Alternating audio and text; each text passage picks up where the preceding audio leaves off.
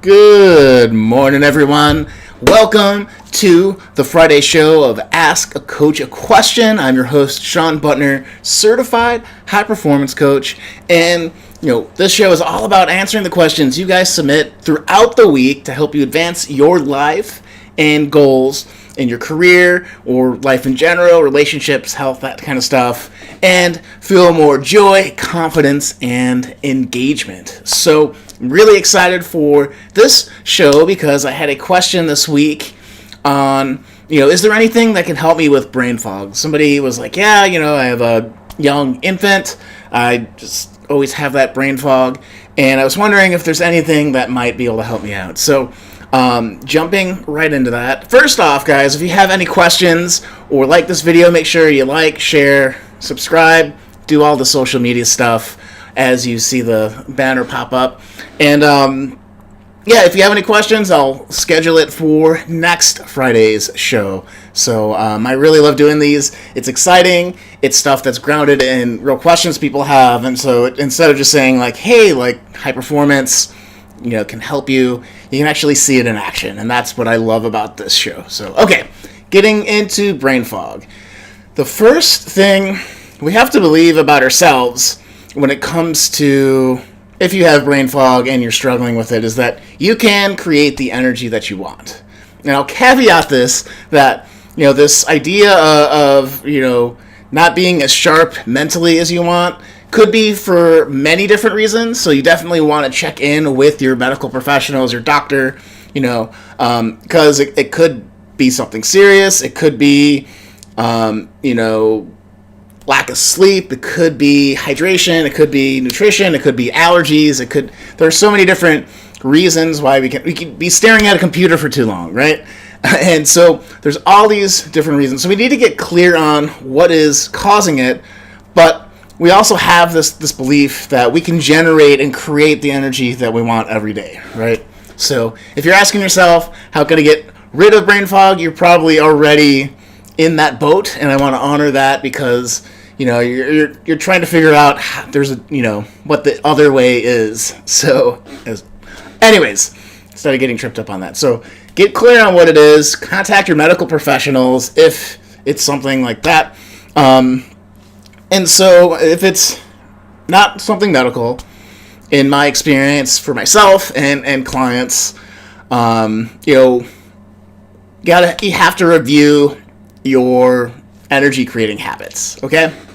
So if, for me, I have bouts of insomnia, and I know that when I have a terrible night's sleep, it's a lot of brain fog for me the next day, so I have to manage my energy with meditation, quick naps if I can manage it, more like walks outside, getting the body moving, and so things of that nature to help me kind of brush that fog away. But it's also making sure I'm eating properly. You don't want to be eating a lot of junk food if you're tired, because that'll just kind of feed into the brain fogginess, the mental fatigue of it all.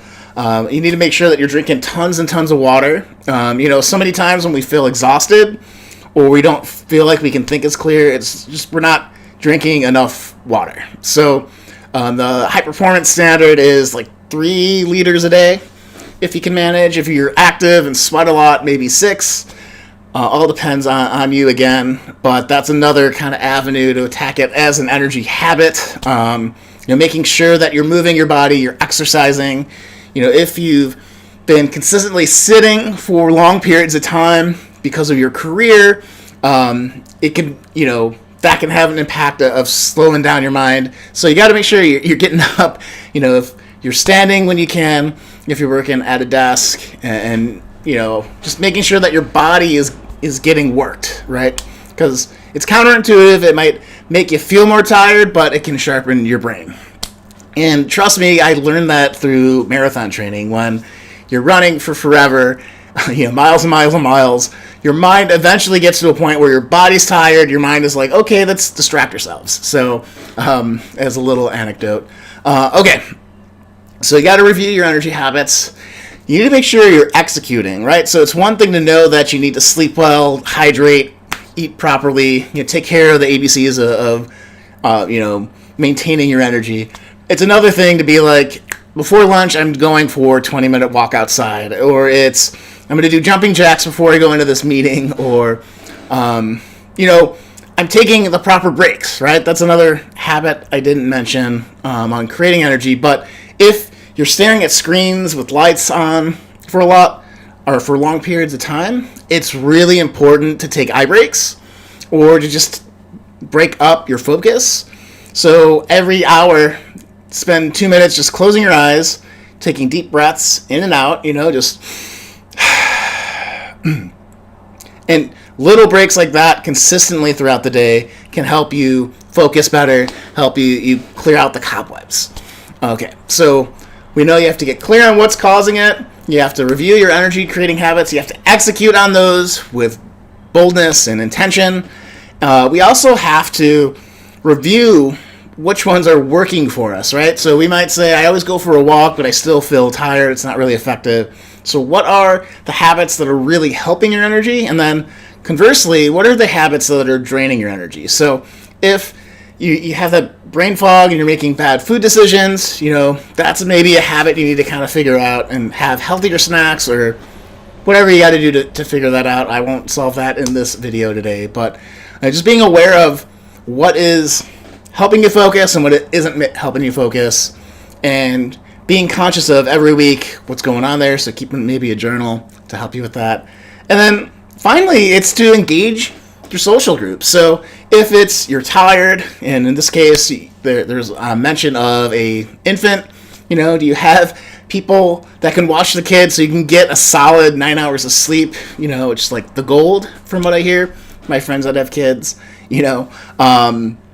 is it making it a game of going out for walks and having a sticker chart where you're putting stickers on every time you're doing something healthy for yourself to build that energy so that you have a social reason to go out and do it, or getting a group of friends to go running, or, it's on and on and on. There's so many different ways we can engage our social networks to help support us in being more focused or generating the energy we need. So hope that answers your question.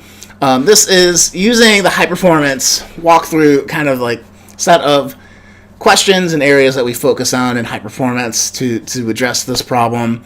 Of course, as always, having coaching someone in real time to get more information and to tailor and deep dive into what actually is going on is always way more helpful. And you can shoot me a note if you're interested in finding more about that. But really, guys, if you have any questions, if you like this, if you took away an idea from this video, comment in the video below. I'd love to hear from you. You can do hashtag #AskACoach. That would be really awesome. And again, if you ask those questions, I'll comment them. If you leave a comment, I'll celebrate you next week too, because this is our community, and I'm very grateful for it. So that's it, guys. Hope you had have a great Friday and a great weekend. This is Sean Butner signing off, saying live with more joy, personal growth, and impact in your community.